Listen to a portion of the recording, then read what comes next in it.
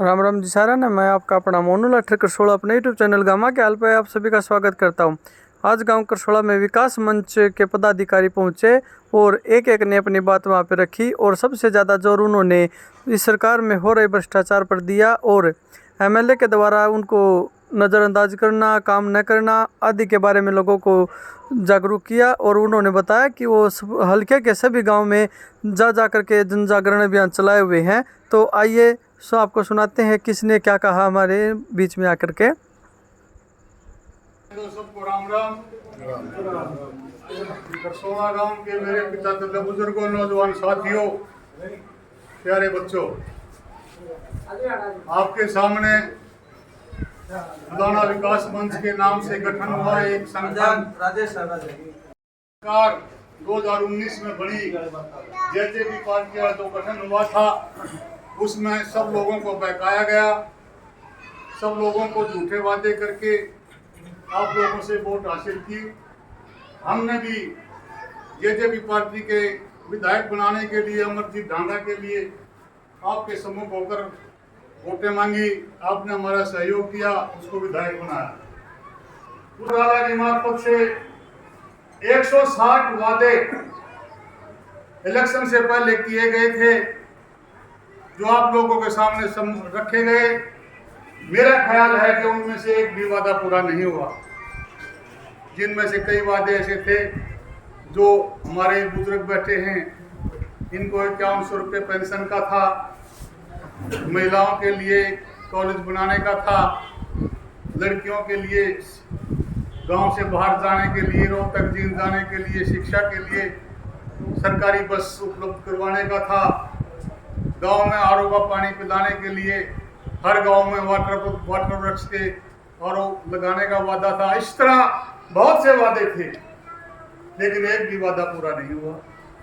बहुत ही आदरणीय सम्मान के योग करसोड़ा गांव के मेरे पिता तुल्य बुजुर्गों, नौजवान साथियों, गांव के इन लोगों की सोच है जिस तरह पहले हमारे गांव के बुजुर्ग गांव में कोई भी समस्या होती थी, उस समस्या को निपटान करने के लिए गांव की चौपाल में बैठ करके 36 बिरादरी के सामूहिक रूप से, चाहे कोई आपसी मनमुटाव की बात हो, चाहे कोई विकास की बात हो, खेत खलिहान का काम हो, सभी समस्याओं का निपटान करने के लिए गांव की चौपाल या सामूहिक जगह पर बैठ करके उस समस्या का समाधान किया करते थे। लेकिन राजनीतिक लोगों ने हमें इस तरह बांट दिया है, भाई को भाई से बांट दिया, जाति और पार्टियों में बांट दिया, अनेक तरह के बिखराव हमारे समाज में कर दिए।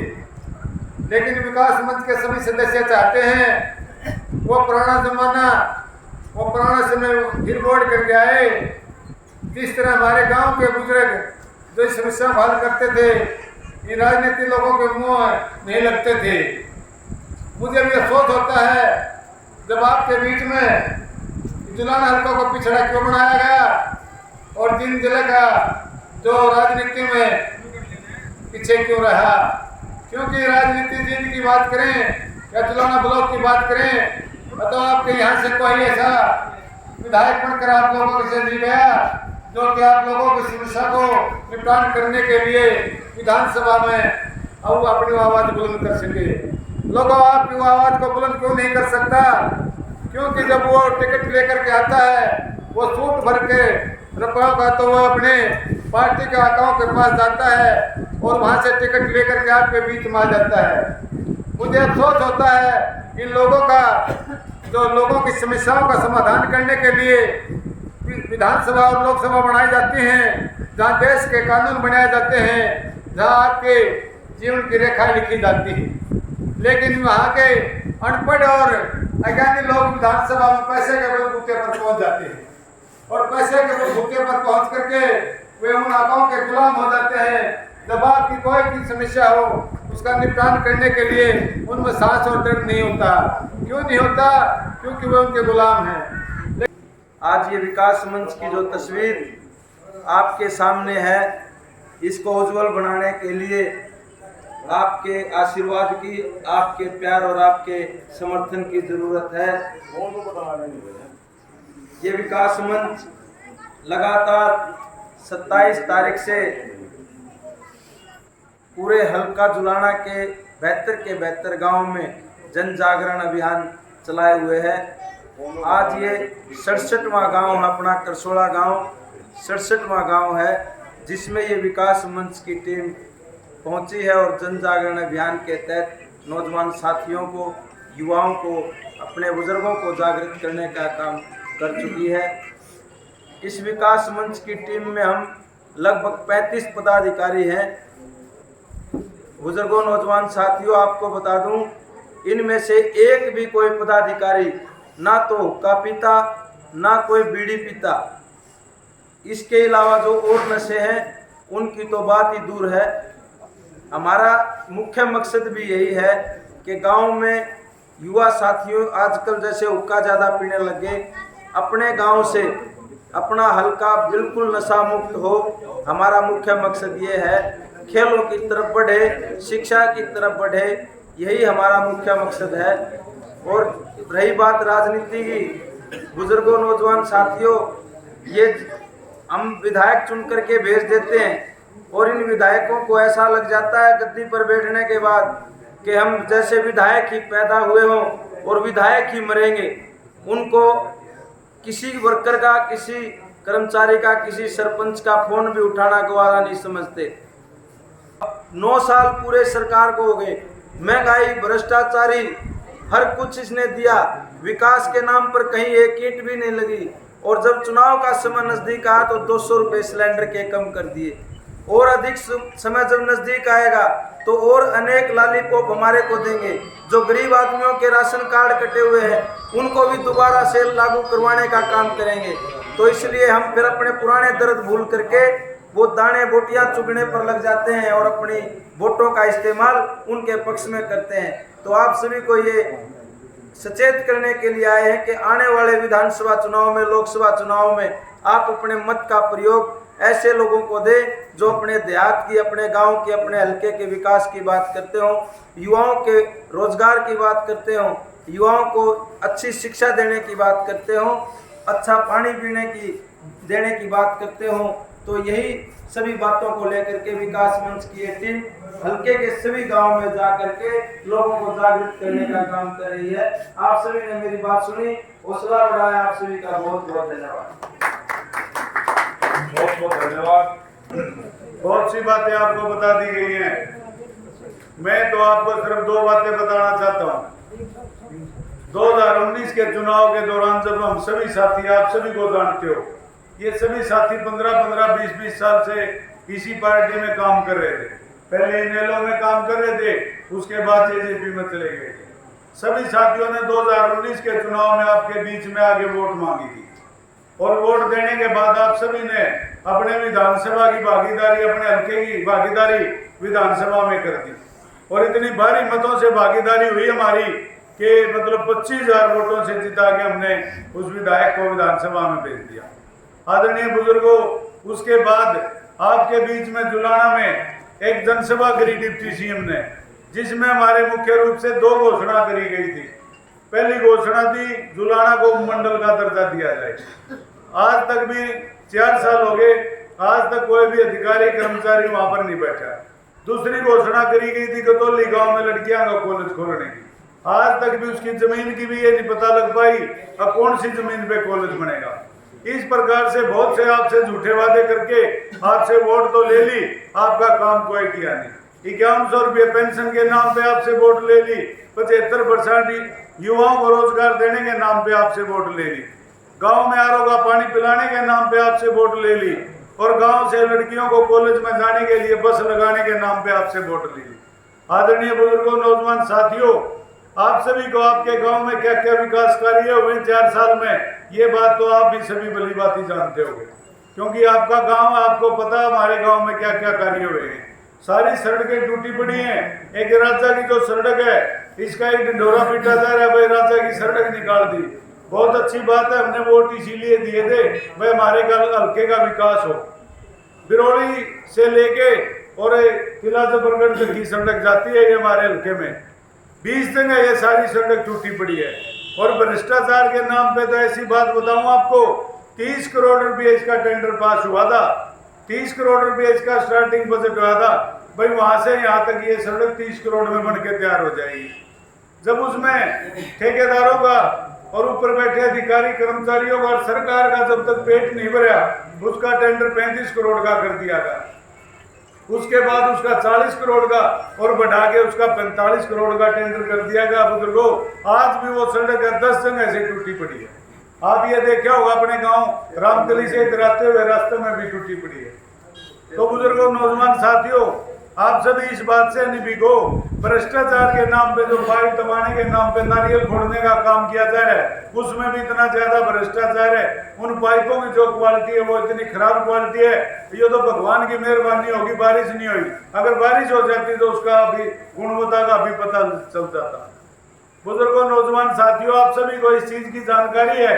अब जो भी हमने विधायक या जो भी हमारे हल्के का नुमाइंदा बना के भेजा, उसको इस प्रकार की कोई नॉलेज नहीं है अगर हल्के का विकास किस तरीके से कराया जाए, कैसे किस प्रकार से ग्रांट बांटी जाए, किस प्रकार से एस्टिमेट बनाए जाए।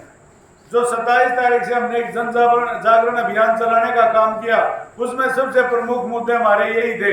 अगर जो जुलाना मंडल का दर्जा दिया गया, उसको यहाँ अधिकारी कर्मचारियों को बिठाओ।